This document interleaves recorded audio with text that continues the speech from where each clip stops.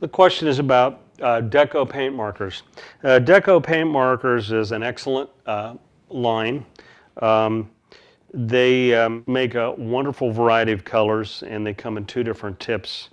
And out of all the paint markers I've used, this one has been around and is the most reliable and consistent and good color range and good price range. So this is definitely one of my favorite as far as variety and as far as durability.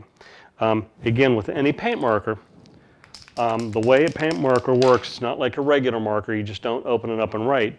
You need to shake and mix your paint thoroughly in the paint marker before you're using.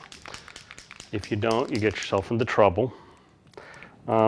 They're sealed. Most of the time you don't want to buy one that's not sealed, but you want to open the seal up.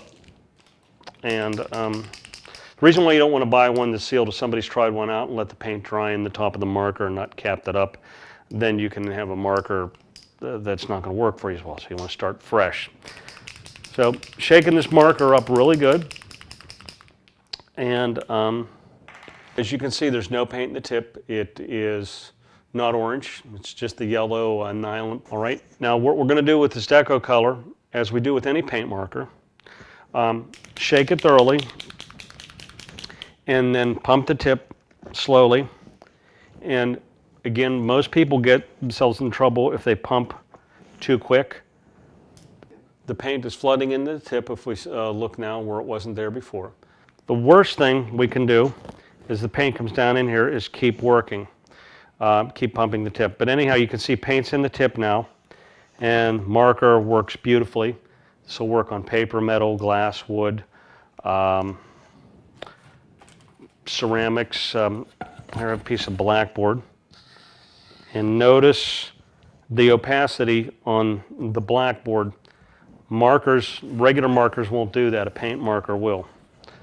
You have that now. With the Deco paint marker and with any other marker, one thing you have to be careful about is just over pumping.